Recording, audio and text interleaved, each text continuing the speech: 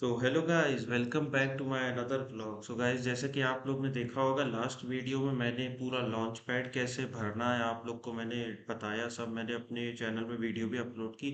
और अब इस वीडियो में मैं सोच रहा था एक ऐसी वीडियो बनाऊं ताकि आप लोग को बता दूं कि आप लोग को क्या क्या डॉक्यूमेंट्स कैरी करना है। इन्फोसिस मैसूर ले जाना है आप लोग को, क्या क्या डॉक्यूमेंट्स आप लोग को नीड पड़ेगी, क्या क्या डॉक्यूमेंट्स की चेकलिस्ट है। एक क्या होता है गाइस, जब आप सेलेक्ट हो जाते हो तो एक ऑनबोर्डिंग मेल आता है, उसमें चार पांच पीडीएफ रहते हैं मेरे ख्याल से। एक रहता है हॉस्पिटल्स का पीडीएफ में वो रहता है कि जैसे जो हम लोग को मेडिकल करवाना रहता है तो मेडिकल इनके नेटवर्क हॉस्पिटल से ही हमको करवाना पड़ेगा, ठीक है। एक रहता है, जैसे मैंने आप लोगों को कल ही बताया था कि ये दो बैंक से ही इनका टाई अप है, एक्सिस बैंक और आईसीआईसीआई बैंक। तो एक पीडीएफ रहता है, उसमें एक्सिस बैंक का रहता है, एक्सिस बैंक के बेनिफिट्स एंड ऑल सब कुछ। दूसरा रहता है आईसीआईसीआई बैंक का, उसमें आईसीआईसीआई बैंक के benefits, credit card, debit card, everything, ठीक है।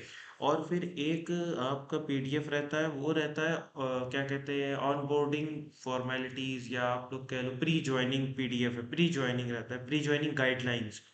उसमें क्या रहता है, उसमें सब बताते हैं ड्रेस कोड क्या है, और आपका डॉक्यूमेंट चेकलिस्ट क्या है, क्या क्या डॉक्यूमेंट्स आपको वहाँ ले जाने हैं इन्फोसिस मैसूर में, आपको सबमिट करने हैं, कैसा क्या कपड़ा पहनना है, फॉर्मल इनफॉर्मल ये वो, कब से कब आपकी वो होगी क्लास होगी, ये सब कुछ ईच एंड एवरीथिंग आपको उस पीडीएफ में आपको मिलेगा। और लास्ट पीडीएफ एक मेरे पास जो आया था, वो आया था एक उमंग ऐप का। उमंग ऐप का क्या होता है कि वो एक जो हमारा पीएफ कटेगा ईपीएफओ अकाउंट सेटअप करने के लिए कैसे क्या करना है वो, तो ये सब आपका एक मेल में आएगा, ठीक है। तो अब गाइज मैंने एक सोचा एक वीडियो बना दूं। बहुत सारे लोगों को कन्फ्यूजन होती है कि भैया कौन सा डॉक्यूमेंट्स मैं ले जाऊं, कौन से न ले जाऊं, क्या करूं क्या ना करूं, कोई बता नहीं पाता है। तो मैं सोचा एक तो मैं पीडीएफ बना दूं। सबसे पहले जो मोस्ट इम्पॉर्टेंट डॉक्यूमेंट है भाई, वो है कि अपना ऑफर लेटर का है, उसकी कॉपी ले जानी है, उसका प्रिंट आउट निकालना है पहले।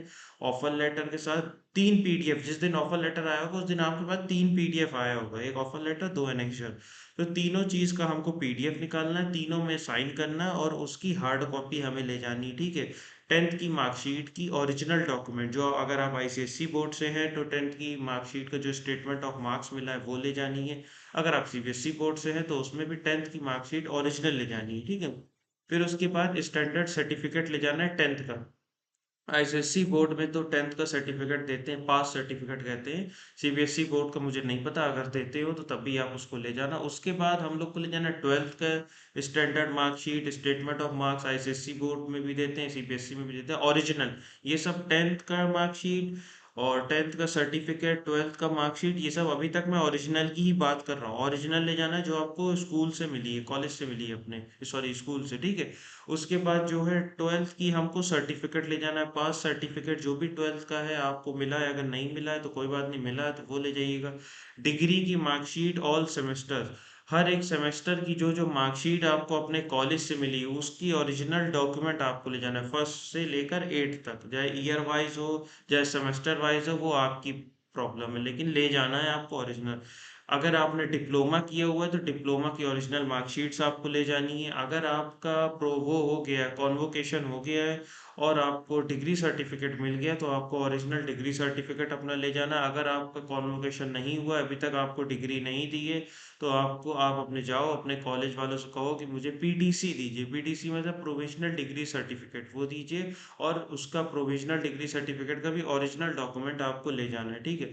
और अगर अब ये तो हो गई यूजी की बात, अंडर ग्रेजुएट की बात, ठीक है, अंडर ग्रेजुएशन अगर आपने किया है तो ये होगा कि अब ये हो गई अंडर ग्रेजुएशन की बात, ठीक है, यूजी की बात। अब पीजी की बात करते हैं तो पीजी अगर आपने किया हुआ तो अपने आप पूरी मार्कशीट्स ले जाइए, ओरिजिनल पीजी की, ईयर वाइज हो सेमेस्टर वाइज हो सबको, उसका डिग्री सर्टिफिकेट होगा वो भी ले जाइए, ठीक है।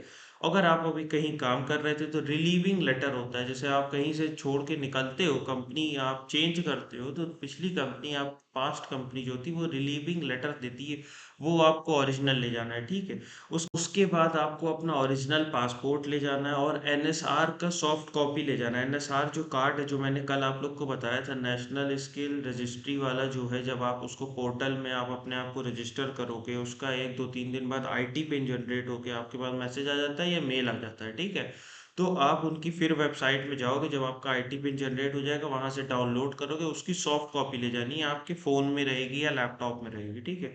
नेट्स और बीओपीटी फॉर्म। अब ये क्या मसला है, नेट्स तो जब हम नेट्स वाला भरते हैं तो वो तो सिर्फ स्टूडेंट एनरोलमेंट आईडी देता है, ठीक। अब बीओपीटी फॉर्म एक होता है, तो जब आपका लॉन्च पैड पूरा कंप्लीट हो जाता है, जब हम लोग जहाँ पे सर्विस एग्रीमेंट अपलोड कर रहे थे लॉन्च पैड में, ऑफर लेटर वाला मैंने आप लोगों को बताया था ना, तो वहां पे ही जब आप इस साइड प्लस होगा, एक साइड डाउनलोड का ऑप्शन होगा, तो जब हमारा ऑथेंटिकेट हो जाएगा लॉन्च पैड, तो हम डाउनलोड करेंगे तो वहां से बीओपीटी फॉर्म डाउनलोड होगा। तो उस बीओपीटी फॉर्म को हमको फिलअप नहीं करना है, हमको मायसूर ले जाना है। मायसूर में वहीं पे सर लोग ये जो भी होंगे, एचआर वो हमारा उसको भरवाएंगे कैसा क्या करना है, ठीक है। इसकी हार्ड कॉपी आपको जरूरत रहेगी।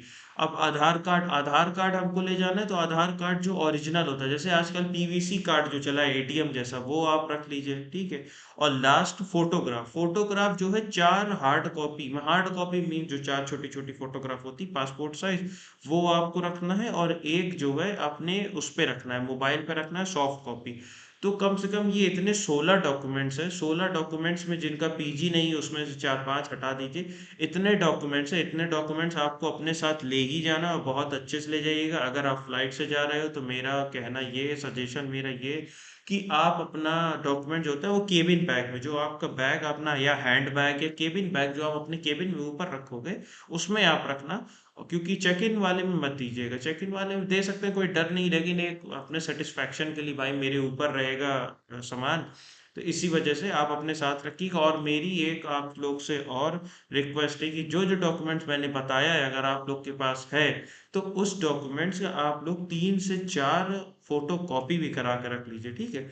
मान लीजिए कुछ ऊपर नीचे हो जाता है, कहीं जरूरत पड़ती, तो आप लोग के पास प्रूफ तो होगा कि हाँ भैया मैंने आपको दिया है, इसलिए मैं फोटो कॉपी करा के रखा हूँ। इसीलिए प्लीज आप लोग थोड़ा सा अलर्ट रहिए, और अपनी डॉक्यूमेंट्स भी ले लीजिएगा, जो भी है, जो भी उनका प्रोसीजर है। अभी तो मैं भी नहीं किया, मैं भी अपना डॉक्यूमेंट दूंगा तो आप लोगों से शेयर करूंगा कैसा क्या होता है क्या नहीं होता है। इसीलिए प्लीज ये सब डॉक्यूमेंट्स आप लोग तैयार कर लीजिए। अगर आप लोग की ज्वाइनिंग आ गई है इन्फोसिस की, 2-3 महीना बचा हुआ है अभी ज्वाइनिंग में, तो जल्दी जल्दी दौड़ भाग के ये सब डॉक्यूमेंट्स तैयार कर लीजिए, ताकि लास्ट मोमेंट में आप लोगों को कोई दिक्कत ना हो। ओके, तो थैंक यू। आज का मेरा यही एजेंडा था कि आप लोगों को बताऊं कि क्या क्या डॉक्यूमेंट्स की नीड होती है इन्फोसिस में, मैसूर में, जब ज्वाइनिंग हम लोग करने जाएंगे।